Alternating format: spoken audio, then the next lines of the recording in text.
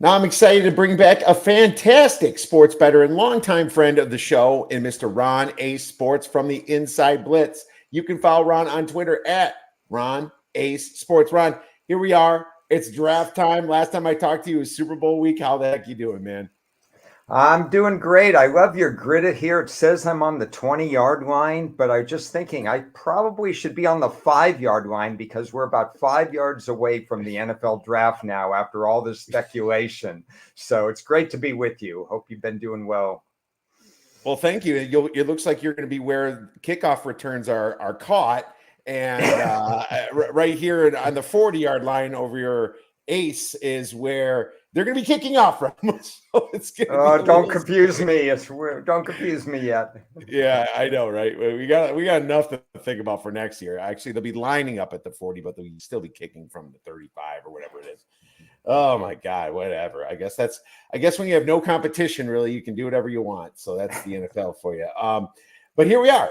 We have a draft, and it's very exciting. This is one of I know it's my favorite time of the year, and you've said many times how much you love the NFL draft. You have so many great articles and great takes on it.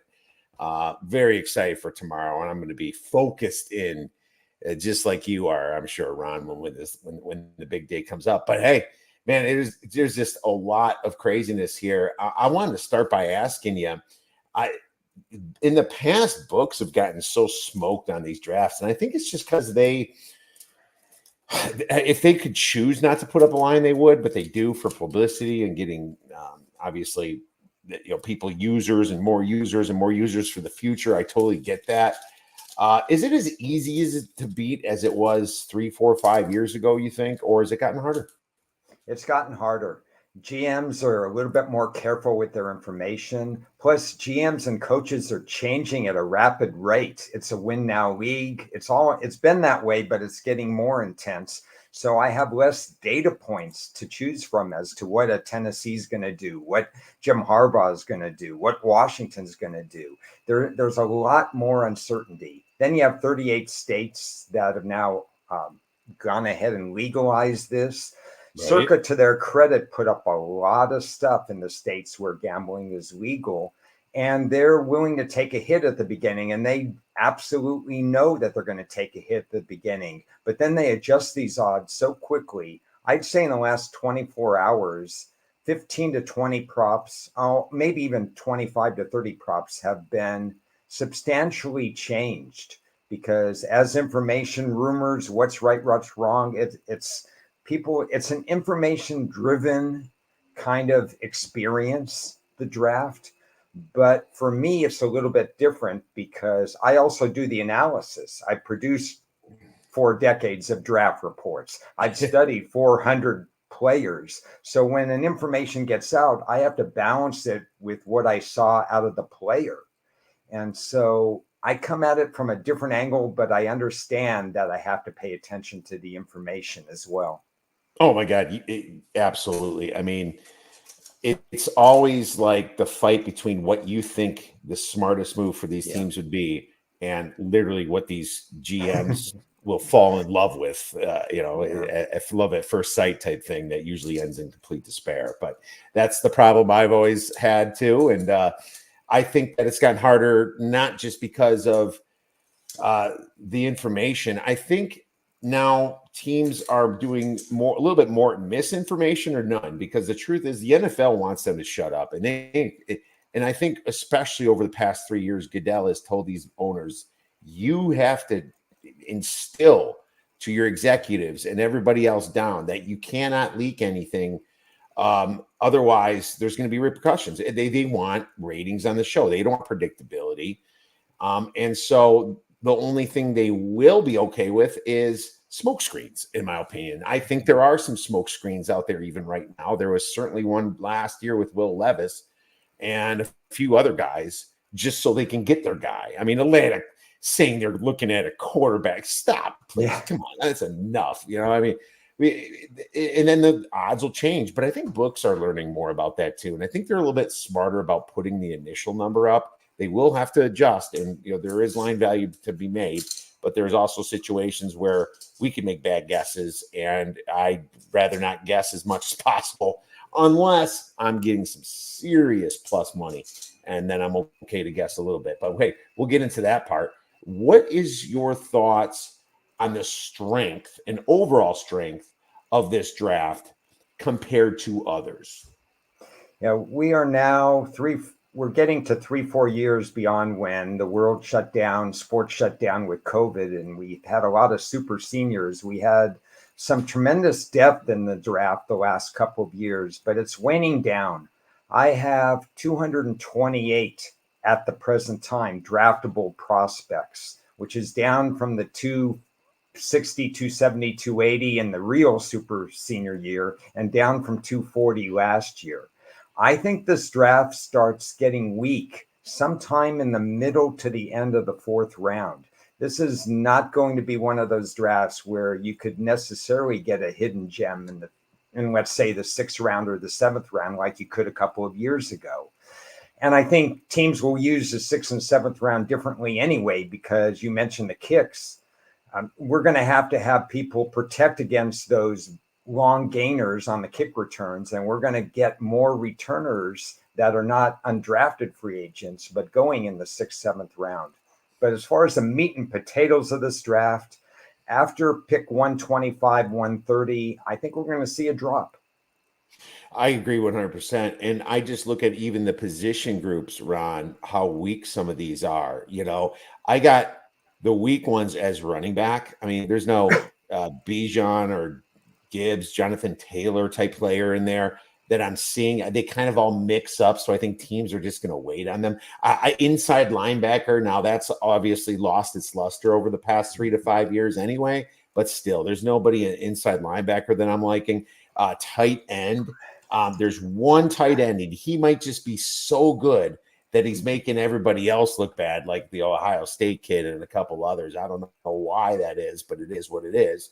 Defensive tackle, same thing. There's not a ton of DTs that are coming out, minus Murphy, that are really pushing me. And to be honest with you, I don't even think the edge market, the edge rushers, looks as good as some of the other years when you saw, Hawkinson, other guys.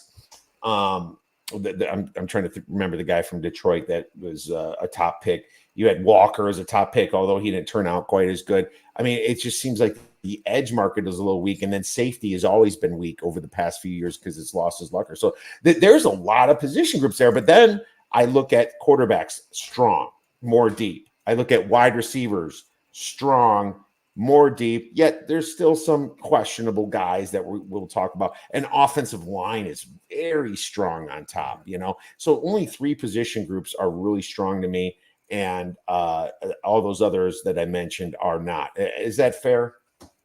That's pretty fair. I will say this, though. I have 28 draftable people in the first round. May filter down to 27, 28. That's higher than normal. If you talk to a lot of analysts, most years you're going to have between 18 and 22 draftable first round graded projects. But here this year, I'm hearing people like me. I think this is a pretty darn good first round. And then after that, like you said, what do you do with the second tight end? We had 7 good ones last year. We might only have 1 this year. Safety and running back not going to sniff the first round. And it's buyer beware. We don't know what is the correct order of running back. I don't know. What is the correct order of safety? We don't know that. And then there's a drop after the 5 cornerbacks. There might be a drop after the first 4 edge rushers. So I like the first round a lot. After that, some of the positions are really going to be thinned out. All right. Well, I agree. And the first round can be very strong just because of the number of some of those guys going in with the offensive line and a few others. But there's literally one guy at tight end, one for sure guy at defensive tackle. I look at it the same way as you. So that's fair. And only 27 or 28. You've had that number in the 30s before for that our first round grade. So that's totally interesting. Well, I mean, how many this is a sports betting show. How many plays have you made so far? I'll say I've made more than I wanted to up to this point. Every year I say I'm going to tone it down because I have tremendous willpower in the foods I eat and how I exercise and do all these different things. I apparently don't have a lot of willpower when it comes to the NFL draft because I have about 50 plays right now. I keep telling myself, Ron, you're going to get limited as soon as you finish this draft again. If you win, you're going to get limited because it's happened year after year. And yet I can't resist anyway. And I'm at the point right now that, okay, well, if I get limited, I'll just start writing more and betting less or whatever. But I'm just so fascinated by the draft. I have a lot of plays. I do too. I'm just kind of counting roughly. I'm up to 20, I believe. Now I'm more of a high volume guy as well. And some of those include hedges in just 6 different situations where you get plus money on many sides. But yeah, I mean, that's a pretty big number. And if anybody's got questions for us, go ahead to our YouTube channel. I see 87 viewers now. You can feel free to put in the comments, and we'd love to try to answer your question the best that we can and discuss for this NFL draft day. So let's talk about a big name that's been going across college football since, well, the playoffs, really. J.J. McCarthy. I think there's been a lot of people saying they can go in the top 5 because of a trade. You can go in the top 5 because of other reasons. Do you think that this player gets drafted in the top 5? Yeah, I wish I had the crystal ball with him. Here's where you have to separate my feelings versus what that you have to have that quarterback feelings are, because depending on where he goes to what team, I wouldn't have a first round grade on him. Now, if he ends up with Minnesota at 4 or 5, because of Minnesota's infrastructure, because they have the offensive line cohesive, they played together a lot, it's not bad. Because they have dynamite wide receivers and Hawkinson at tight end, they're built to with McCarthy, and he gets a first round grade if he goes to Minnesota, in my book. I actually have a ticket that I made, and this is something that we've talked about in the past. When do you make your plays? When do you think there's value? And I did make a few plays early, and some of them have lost value, and some of them have absolutely tremendous value.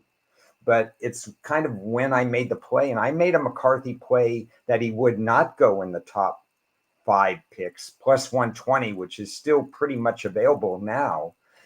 I'm not crazy about the play, but what has he done since in the last 3 months where he's had this great rise? I don't know. Right. I think when push comes to shove, maybe you don't have to trade up for McCarthy. We'll find out. But I'm going to stick by it right now that he doesn't go in the top 5. I agree with you 100%. I put a date by all my plays. 410 on April 10th. I bet J.J. McCarthy over 5.5 draft position plus 165. So, yeah, it was early. And I'm just like, I feel like this is a Will Levis situation. I feel like it's a smoke screen, I mean, let's look at the facts here. You're a GM.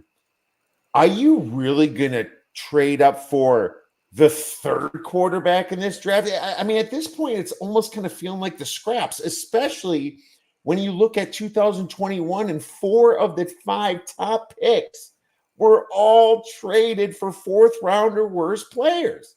No second contracts from their team. Justin Fields, Mac Jones. I mean, look at Mac Jones's numbers compared to McCarthy. You're a GM and you're going to do that. And how about the Harbaugh factor that look at what he did with his quarterbacks, Kaepernick, and what happened after he left. It's just, I believe it's system. That doesn't mean that JJ's going to be bad. I don't know. I just know that the risk reward isn't top 5 for me when you're getting the 3rd guy. So I really think he falls to the Vikings. So I'm standing by it. I don't love the speculation we're hearing, Ron, because no one loves to hear all these mock people putting them at 5 and 3 with the Patriots because Tim and Tom Brady both went to Michigan. Nobody likes to see that, but I'm still pretty confident that it's a solid bet at plus 120. I truly believe that.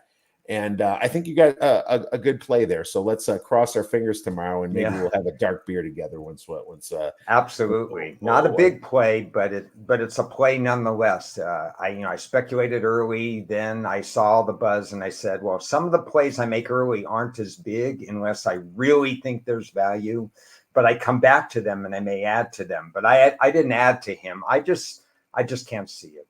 Yeah, 100%. All right, well, let's talk about the Patriots then, since we brought them up. What do you think the Patriots do at 3?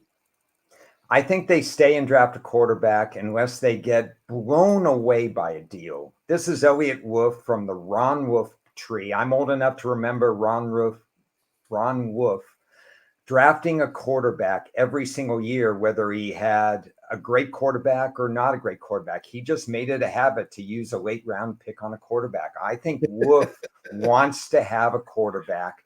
I think it's Drake May, and it'll take a huge offer to get him off that. Yeah, I mean, Drake May dropped a little bit. He was the consensus too before the season started anyway. He had a little bit of a rough season. Doesn't even mean Caleb Williams didn't have that a little bit of a rough season himself. It's just that, so there's some red flags about him. I don't think he stepped up against big competition. And I'm hearing in the marketplace, and this is just me repeating analysts, and I don't disagree with them here, that you draft Drake May, you have nobody around him, you're going to get him killed. Why are you even bothering drafting a quarterback? Get your trenches done. He's the third quarterback. That makes sense. And that kind of makes me think that maybe Marvin Harrison could be in play here, and they just kind of surprise people. I think there's a chance on that. You can bet the exacta, which is actually a trifecta, if you go with Caleb, Jaden Daniels, and then Marvin Harrison, and it's at 16-1. I threw a very small 0.2 unit bet on that because I could see that happening. It's the Patriot way seems to never have been that flashy, and I don't know.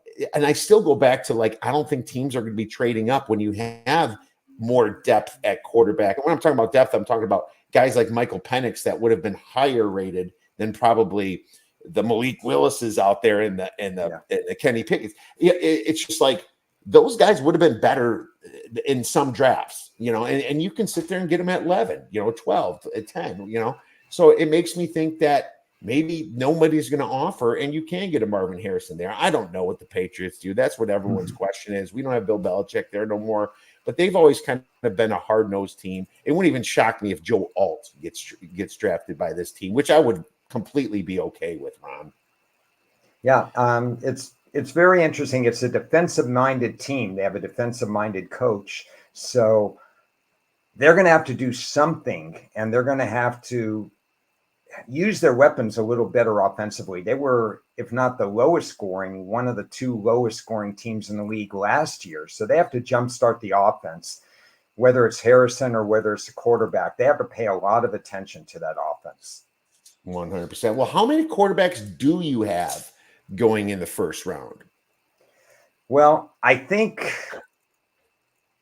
there's talk that it could be 6. And because Denver's involved and because Sean Payton's involved, and we know he's trigger happy, he just can't sit still. He's even said it. I can't sit there and not trade up. He did that with New Orleans. He even did that with Denver in one short year. And he doesn't have a number 2 pick, ironically, because they got Sean Payton. So they're kind of out of that traded number for me. 2 pick. Yeah. So I could see a team like Denver using their first pick on some other position and then using the 2025 first round pick and moving back up. So I do think there'll be 5, maybe even 6 in this draft. The one good thing that I will note about these 6 quarterbacks is we don't have as many red flags about these quarterbacks as we have in the last 2-3 years. I mentioned yesterday that Zach Wilson, he didn't play any kind of competition because of COVID and they weren't allowed to play conference games. Daniel Jones going a few years back, internal clock issues. Some of these other ones, 11 career starts for Richardson at Indianapolis. We didn't know about him. Will Levis, internal clock issue, interceptions. These 6 quarterbacks are actually pretty clean in terms of No red flags as far. They all seem to be have a pocket presence. They all have the requisite NFL accuracy. So that's why I think it is going to be 5, and oh my goodness, it might even be 6. It might be 6. And I've always been harder on first round grades and quarterbacks.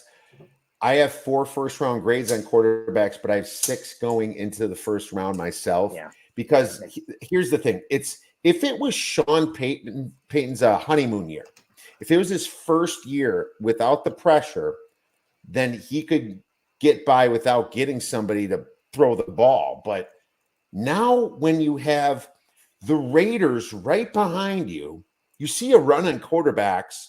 You need one. Are you 100% confident that Bo Nix might not be liked by the Raiders or the Saints, even, who have to go a couple years or maybe a year or 2 more with Derek Carr, but maybe they see value? It's almost like I don't want to go a quarterback going to my old team, because for me, after 6 quarterbacks, I think the class really drops off. I'm not a Spencer Rattler guy, at all. I'm not a oh God, who's another really deep one? I would say even the guy from Notre Dame. I have him drafted. I have him even as a top 6 guy, but I don't have him as a first round guy myself. So looking at some of the other quarterbacks in the draft, I am just not really impressed by a lot of them. And this is a situation where Jordan Travis, Florida State, should be picked later. Tanner Mordecai, even from Wisconsin, could be worth a shot in the 5th round. So I think that he panics. I think he panics and maybe grabs Penix or Nix. I could see that, Ron. It could happen. Boy, that would be a loss of draft capital to get him that early. Because it's the Daniel Jones situation. It's not so much that they got Daniel Jones at 6. That year, the Giants had picked 6 and 17. Maybe they lose him at 17 because of the hype, just like the hype we're talking about now. But at 6, you need somebody who plug and plays for a decade. History tells us that the offensive line is the most predictable. If you draft an offensive lineman in the first round, you have a better than even chance, 60 to 70% chance that person plays well for you beyond the first contract. You don't have that same percentage at all other positions in the draft, including the quarterback position. If you're the Giants or any of these teams that need to stop drafting in the top 10 like they've been doing every year, then what you absolutely need to do is get a cornerstone for your team. You can't be trading quarterbacks back every 3-4 years. Daniel Jones came into the league with flaws, and I think in some ways Bo Nix has a ceiling. He's a good quarterback. I think we've already seen through his 24 years and 6 years in the NCAA, there's not much more upside to him. I think he could be a competent quarterback in the NFL, but if he goes to one of these teams that can't protect him, I don't know how they move the win needle. Give me a super sleeper quarterback, like maybe a walk-on or 7th rounder. Give me one. Oh, my goodness. I got one in mind if you want me to go first. To be honest, I don't have one this year. I mean, you could say Jordan Travis just because the devastating injury, maybe he comes back after 2 or 3 years. With the right team, I'm okay with Rattler in the late 3rd round or something like that. I actually think he'll be drafted before that. I like these second day kind of draft props, and I took one on Rattler. I don't have one, so I'm curious to hear what yours is. I'm not even 100% sure if he still threw his name in the draft, but it'd be Zach Calzada for me. You know what's interesting for him? When he went to Incarnate Ward, he was the quarterback at Texas A&M, and he was bad. But this was for Jimbo Fisher. He wasn't even that bad. He was like their best bad quarterback, right? But this is Jimbo Fisher's offense. I mean, everybody was bad there. It didn't matter. It's like sometimes system is just so much more important. Kid's 6'4", he's got good size. Maybe for next year's draft, if he doesn't go in this year, I just kind of thought that he was a good prospect, and he was extremely accurate for Incarnate Ward. So I think he could be a sneaky type walk on. But to be honest with you, I'd have to even double check if he's still in this thing. But I just saw his name and I was like, okay, I'm going to ask Ron. But no, but good stuff. Let's go to what some of these teams might be doing. A big talk was Atlanta at number 8. I'm hearing all kinds of different things. I took a shot at Turner when it came out at plus 300. It's bounced a little bit back and forth. It went down. Dallas Turner went down to even the plus 150s. And now it's kind of back up a little bit. What are you hearing about Atlanta for number 8? Atlanta and I never agree on anything because I've had them going edge rush. I've had the edge rusher need for them probably the last 8 to 10 years, maybe even longer. This is a team up until last year had almost 1.5 sacks per game. That was about it on average during a 5-year period. They finished 29th through 32nd in each of the last 5 years, which also correlates to the fact they haven't had a winning record since the Super Bowl. They've been stuck on 7-10, which is their peak, actually, because they don't understand that your cornerbacks and safeties have to cover longer when you don't have an edge rusher. Last year, on paper, it looked like they had more sacks. It looked like, oh, we've solved the problem, but not really. Nobody stood out. They were all older guys. They played a whole bunch of rookie quarterbacks. Just look at who they played within their division last year. And remember, this division had a very soft schedule last year. They played the Houston division and they played their own division twice. That's 10 games against those teams, a couple of other backup quarterbacks. I think they've got a problem. They absolutely have to go edge rusher. What would I do? Because there are 3 edge rushers that are available. I would trade back, which they don't know how to do, but I would trade back from 8 to 11 or 8 to 12 or 13, add an extra draft choice, maybe even an extra 2 draft choices, and then take one of the 3 draft rushers. I had Latu early because I thought he was undervalued at the time. There's been some pushback now. A couple of doctors have said there may still be a problem. But I have Latu going in the top 10, going to Atlanta and under 18.5. I understand he opened at 21.5, but that was not available to me, unfortunately. I think Atlanta has done work on cornerback, a lot of work on cornerback, which scares me. But if they want to get better with Kirk Cousins there, let's get him an edge rusher. No, I agree. I always say, and if you guys want to check out my mock draft, I have one out at theoddsbreakers.com. I always say, and I get too repetitive, I say the correct thing they should do is trade down, but what will they do is what I'm trying to predict. I think that I think they can go a couple different ways. I'm hearing that Murphy might go to him as well, Yeah. And I actually mocked him all the way down, Byron Murphy, to the Seahawks. I think he's the best player on the defense in this draft, and I've watched many of his games at Texas. But I think Latu, the way he's played last year, are you worried about his neck injury? I guess, but you can just say that about any guy that's been injured.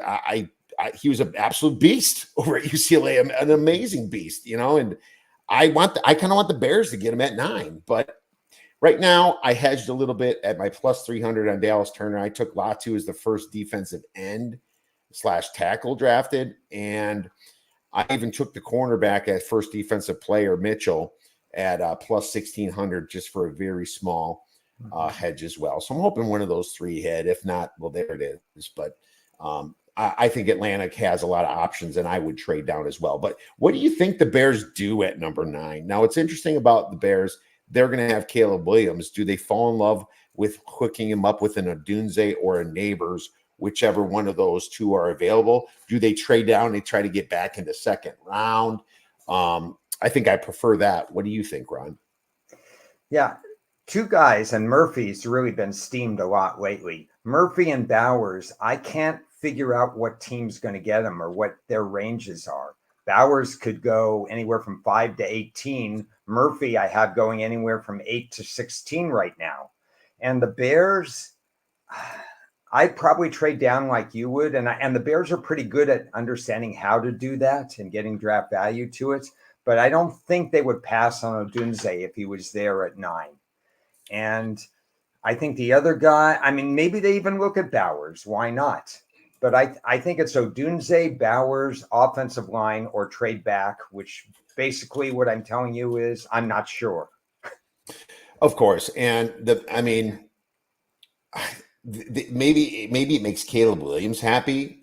They're hanging out on the plane. I think Odunze actually could go second wide receiver. Personally, I have a plus 300 play on him going second wide receiver. I hear that the Cardinals would pick him, and I also, if Harrison's gone, and I'm hearing the Giants have some interest in him as well. So I think the Bears they have Tyler Scott right now listed as their third receiver, so I could see that. But I mean, who is he? They lost Mooney, but they gained Keenan Allen, but Keenan Allen's only on a 1-year deal. I could definitely see them doing that. I prefer Latu or trading down and getting one of those pass rushers or somebody that's going to affect the defense. The Montez Sweat thing turned out better than I expected. He was a better player and he stops the run, but they still don't really rush the passer all that well yet. DeMarcus Walker's kind of still sitting there on the team, but they could go anywhere, and they could also even go corner or safety later in the second round. You would do that, but there's definitely some options for the Bears. I mocked the Bears to pick Malik Neighbors, so I think it will be a receiver. Hoping not, but we'll see. Let's see what happens. Right? Okay, how about the next one down? And this is the Jets, and there's a bunch of disagreement in the marketplace with the Jets. Now, I could tell you what I would do, but what does Ron think they're going to do? Well, here we start looking at all the offensive linemen that are going to go off, and there's really going to be a lot of them. We'll talk about that. And that's why I think the Bears at 9 could take one of the offensive linemen. I like teams that are going to start rookie quarterbacks to actually protect their rookie quarterback. So I would take an offensive lineman or Odunze as my choice. It seems like the Jets are deciding between Bowers and an offensive lineman themselves. And I think I've gone back and forth. When I wrote an article about 3 weeks ago, I wrote that Bowers at the time was plus 200, which was interesting. Now Bowers has dropped, but I think they're going to end up offensive line. I think it's the right move. Aaron Rodgers lasted 4 plays last year. I'd like to see him. The Jets would like to see him last a little bit more than 4 plays this year because they've got a dynamite defense. A little bit more than 4 plays. A little bit more than 4. I'm not, hedging a little bit there. You're not asking for much. The Jets have upgraded their roster even since the last. They're kind of an all-in team. There's about 3 or 4 every year, and the Jets are one of them. Houston's one of them. Dallas is not one of them, no matter what Dallas tells you. But still, I think the Jets go O-line here. I think they may surprise people as to which O-line they go, but that's the feeling I have right now. Okay, so this reminds me of why I tell my friends not to drink and drive. Seriously, because if you have a couple drinks, and it doesn't even matter if you're over the limit, really, and then some idiot just jumps in front of you, could be a homeless person, could be just a freak accident of a kid's skateboard, it's your fault. If Aaron Rodgers trips over his own feet and injures himself, it's your fault for scaring him from the edge because you didn't draft that offensive line. It's the same thing. It's like, if Aaron Rodgers gets hurt, what did you do in the first round to protect him when you had the worst offensive line? Nothing. That is where you get fired.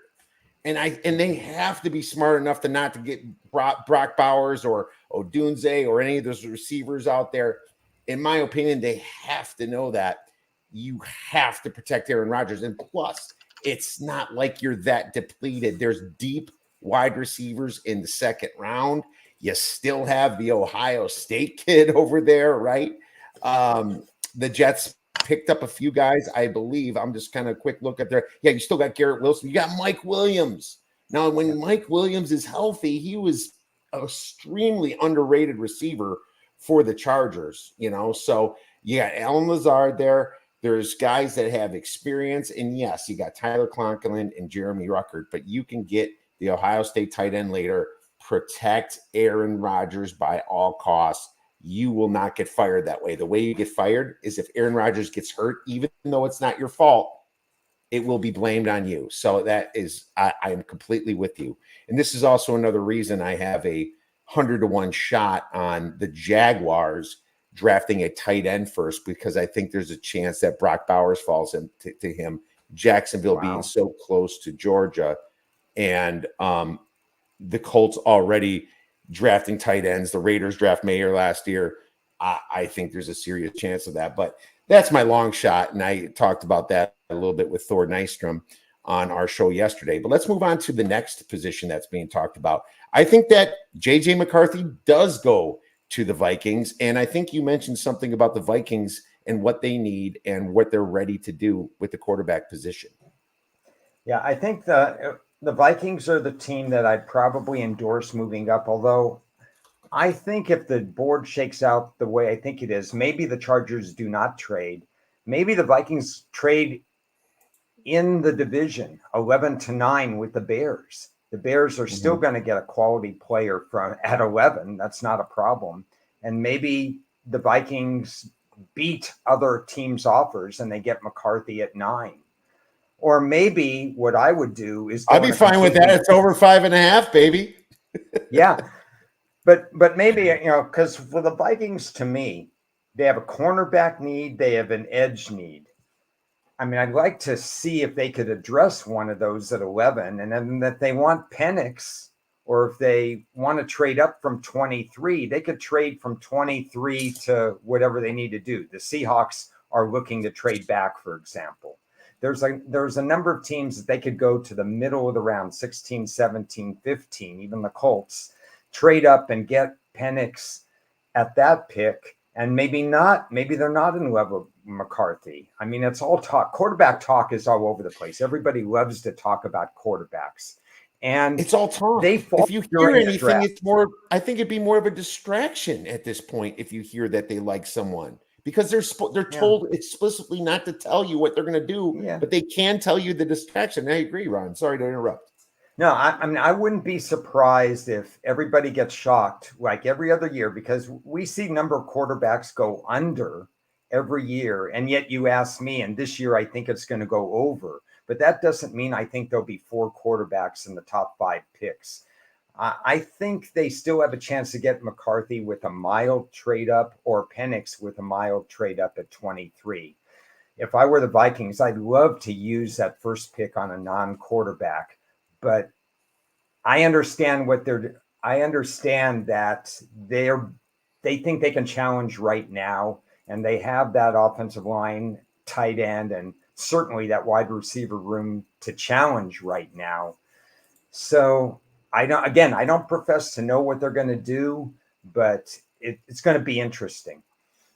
100%. And yeah, I do have JJ McCarthy falling to them, because I think they're going to panic anyway and not want to trade down and think they're getting, unless they really like Bo Nix, Mike Penix, and McCarthy. If they have them all equal, then yes, that would be a trade down situation. But I think that they go in that situation. Now, I think there's a chance that Bo Nix goes, or somebody goes to the Denver Broncos. Could be Penix. I think that, we discussed that a little bit. I think Sean Payton does take that risk a little bit. Because he's worried that the Raiders in his division is going to get his quarterback. Why would the Raiders not want a quarterback, Ron? Do you see that possibly happening? I mean, why would they sit there with Aiden O'Connell when they kind of need to win with some of their, Adams and the receivers? People will tell you that the worst place to be in the draft is consistently between pick like 12 and 18, when you're in purgatory. If you're drafting later, you were a playoff team and you've got a good roster. If you're drafting earlier, well, you can go get your quarterback because you're a bad team. But when you're stuck in the middle, and Denver's been stuck in the middle for years and years and years, so they haven't had a chance to get one of those top 2 or 3 or 4 quarterbacks in the draft. The Raiders are in purgatory. They certainly need a quarterback, but they did get Gardner Minshew, and he could be a short-term fill, and Aiden O'Connell can do some things. He belongs on a roster. The Raiders have a lot of needs because their previous regime dumped all the players. I mean, they were so bad at drafting that none of those guys are on the roster. If I'm the Raiders, I have to bite the bullet, and I don't take quarterback this year. Yeah, that's a tough one. You're late in the process here. So it's like, do I want the 5th quarterback? Do I want the 6th? Or, I mean, at that point, wouldn't you rather take a chance on the 10th quarterback, the 8th quarterback, the Jordan Travises out there, right? Yeah, and get them in the 3rd or 4th round. Jordan Travis could turn out great. We don't know. So, yeah, I'm not saying it's the right move, but if you love them, that's what I think, that they could panic and do that. And I could see Sean Payton panicking in that situation. But let's move on to how you have this draft from a positional standpoint. How many offensive linemen did you say? I know you alluded to it before. How many offensive linemen do you have out there going in round 1? A minimum of 9 are going to come off, and as many as 11 could be. If we see the cornerbacks get pushed back, and if we see a drop, a surprise at edge or DT not going, or there's a lot of health and character concerns going on at wide receiver. And I know one of the plays I have is under 6.5 wide receivers. I think there's 7 that are possible for wide receiver. But there's a lot of character things going on. Where are you going to move to? Why not the most accurate position for the first round? Now, I don't have 11 first round tackle, guard, and center grades. There's 2 or 3 of them, including the BYU guy who I'm not going to try to pronounce, and a couple of others that I actually have a 2nd round grade on. But too bad it's not Puku Nakua. Yeah. Well, he's a good guy, and it's a little easier. It's a fewer syllables. But yeah, I think we're going to have 10 when all comes down to it, that there'll be 10 offensive tackles, at least 9. And it's just such a good group of offensive linemen that we should see at least 9 offensive linemen. All right. Well, I mean, geez, that's a lot, because we're moving into our best bets section too. And I think it's under 9.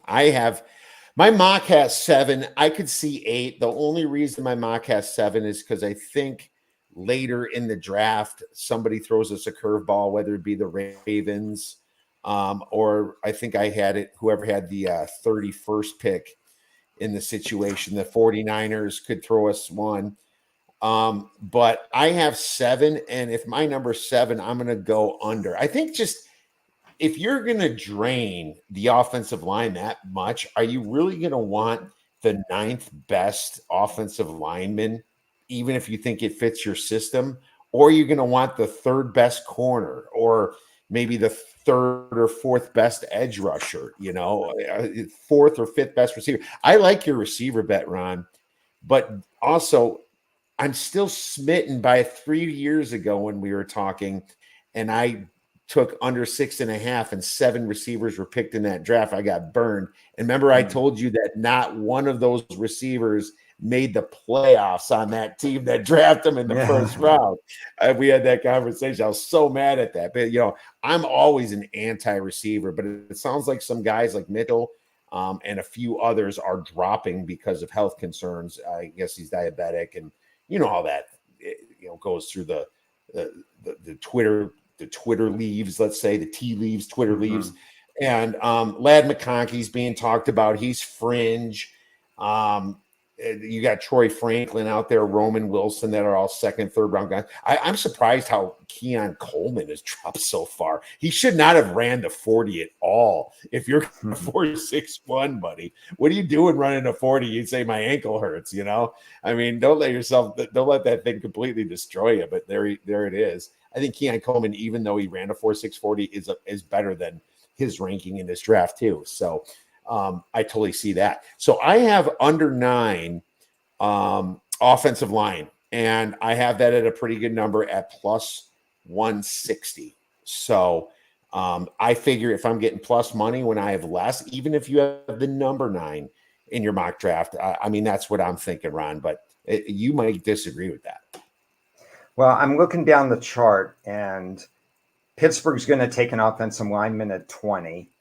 Dallas is going to take an offensive lineman at 24. Tampa, I think it's better than 50-50. They could take an offensive lineman. Baltimore dropped 3 starters on the offensive line. So that's 4 teams there that don't have a lot of wiggle room. So if you add the Jets in there, if you add, I don't know what Vegas is going to do, but they could go that route. Seattle's going to take an offensive lineman, whether they stick or don't stick at 16. At least that's what I think, unless they shock us all and take a quarterback. And I think Jets, they get Byron Murphy if Murphy drops to them, because they're the they had the second worst run defense in the league last year. Yeah, I mean, Murphy's going to be an interesting commodity. I don't know where he goes. But I just think there's not a lot of wiggle room for some of the teams in the back part of the draft. That there's always that dilemma. Do you take best player available or do you take need? And most people would probably go best player available. But when your need is so extreme, I don't think you can ignore it. All right. No, that's fair. So what about total defensive players? I mean, if you have 9 or 10 offensive linemen going in the first round of the draft, I mean, how many defensive players do you have at total? The ceiling has to be 12. So I think it's probably going to be, it's probably going to be an exact 11. It's probably going to be like a 21-11. I've dealt with that prop a lot over the years, but I think it's such a narrow gap this year. There's not, like most drafts, if you see like a 16 or a 17, there's a range of like 15 to 19 on offense, 15 to 19 on defense, but the range is maybe 10, 11, or 12. There's not a big range. I'd rather have a prop that's saying, will there be exactly 11 defensive players, and take it at a nice plus money. That's not being offered. Maybe I can ask somebody to do it next year. Yeah, I got minus 155 on over 10.5, and it was one of my larger plays. I just cannot see some of these defensive guys that are top heavy in a position group to not even be selected. It wouldn't even shock me if a safety was drafted. And the one actually that I was looking at that I think could be drafted, and I threw him in my mock because nobody mocks are correct, really, especially when it gets to later in the first round, right, when all these trades have already happened. But I think the Georgia kid could get drafted, Javon Bullard. And the reason he is because he's played cornerback too. He could be a slot corner. And really, anybody with the name of Georgia, if you went to the school with the name of Georgia, it's usually not a bad guy to grab in your first round. He has pretty good numbers, So I could see Baltimore throwing us a curveball here and then getting in their offensive lineman later. So that's just another situation that would bring me from 7 to 8 offensive linemen if that doesn't go through. I do have Pittsburgh possibly going receiver, most likely offensive line.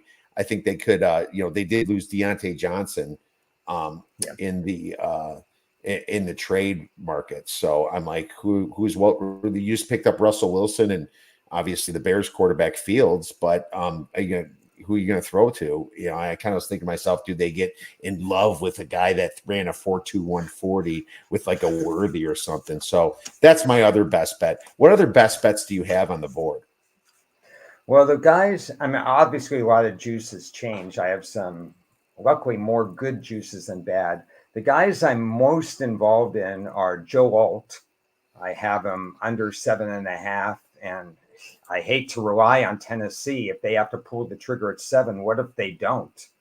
I'm just going to skewer them if they don't. Latu and Joe Alt are 2 of my favorites. But I want to throw one out that is not available for everybody, but there are a few books that have 2nd and 3rd and 4th round picks and stuff like that. But Christian McCaffrey's brother has been tabbed mostly right around the will we go over under 132.5.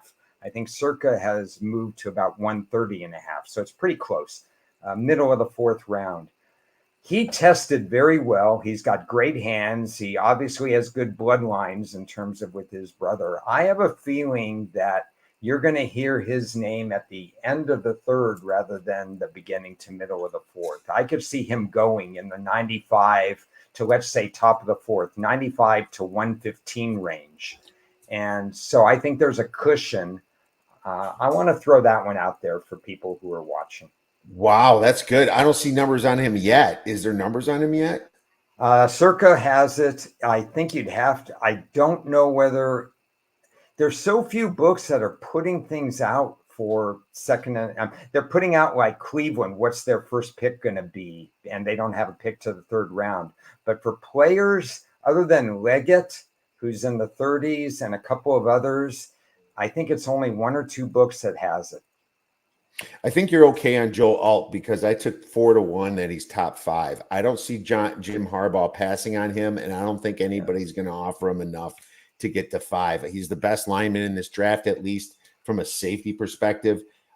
He's got the pedigree, his parents and all that involved in football.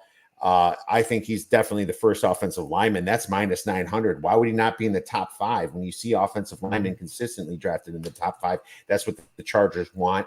I doubt that they go receiver. Jim Harbaugh hates receivers. So I got him at 4-1. So I think you're okay, which brings me to JC Latham, which I got at a really good number. Well, actually, I don't even think it's a good number. I laid minus 200 on him, but I'm going under 14.5. I didn't want to do 13.5 because I am thinking that the 14th pick would definitely be him. With the second offensive line for the Saints, because I think the Saints are going offensive line, and they'll get Fashanu from Penn State if he's gone. But I think Latham goes to the Tennessee Titans at 7 because Alt is going to go to the Chargers at 5. So I think that's one of my best bets as well. So I like that. But the truth is mostly I'm seeing like 32.5 as my on DraftKings right now. And maybe I have to log it back onto FanDuel and see some of these other position totals, but I don't see McCaffrey yet, but I would love to see a number on him. And I think, by tomorrow, you're going to see more and more of some of these pop up for sure. So 4-1 on Joe Alt is top 5 is one I definitely like. So let's hope one of those comes into fruition here. I even think Terry and Arnold can go under 15.5 as a second corner. So I was looking at that one. Where do you have Arnold going? This is one I have that same play. I actually have Terry and Arnold under 15.5 small, and I also have Terry and Arnold going as the first cornerback. It was plus 200, and I hadn't finished my cornerback work at the time, so I only got it at plus 150 sitting. Last I saw was plus 125, so we're still in the ballpark. Am I crazy about that one? Not necessarily. I just thought it was 50-50, and he's from Alabama. He didn't run as fast as Mitchell, and sometimes that comes into play, but he ran fast enough to be a top-tier cornerback. The only problem I have with my own bet, as I self-screen my own bets, is that I don't know when the first cornerback is going to be taken. It's possible that once a cornerback gets taken, we're going to have a lot of cornerbacks get taken, 5 in the first round. But that first one may not occur until, let's say, Indy at 15. We talked about maybe 13 being a place for a cornerback. There's not a necessarily logical starting place for cornerbacks. So I'm a little worried about the Terry and Arnold, even though I share that I did it as well, like you did. Nice. I have one more for everyone. There was a mock draft that came out on the NFL Network that had Cooper DeJean going to Pittsburgh. And I do not believe that. Just because somebody visits, it does not mean he's going to go. I don't think they do that. I mean, Cooper DeJean was very good at Iowa, but you have to understand, he doesn't look the profile of a cornerback. I know he can play a little bit of safety, but I just, the way he was injured at the end and now he's fine. He ran a 4.4 something 40. I just don't see him going that high. And I have other cornerbacks better than him. Now, the Eagles might want him at 22. I don't think so. I think that like you said, offensive line goes to Pittsburgh, if not that crazy wide receiver idea. And then he goes over 22.5. I got -105, but it's at -115 now. I like Cooper DeJean over that because I think he's more of a 28 or 29th pick, where, you know, somebody could say, okay, well, we need one of those players. So in my opinion, he's going to drop. So that's my last best bet of the show, Ron. So I'm thinking that's where he goes. But man, really appreciate all your hard work you put into this and you being a guest on this show. The draft's going to be a heck of a lot of fun. I cannot wait to text you about it and hopefully hit some of these big ones. Yeah, and thanks so much for having me. One thing I know we talked about that we should tell others is that after the first round, now during the first round, you and I are probably going to be tweeting and giving our opinions and stuff like that. But new draft props are going to come out after the first round. Maybe Correct. we see that McCaffrey prop come out, and other players that do not get drafted in the first round, you're going to be having stuff come out, just like Michael Meyer last year and a couple of others that we talked about. So I love the second round. I have a number of plays that involve the second round, still diversifying my portfolio. That's the thing I would leave the viewers with. Make sure your portfolio is diversified. Don't take any unnecessary hits because you're top heavy on one particular situation. 100%. Make sure you get as diversified as possible. Ron, it's been a blast. You have a great rest of your day. We'll be tweeting this weekend. Thank you.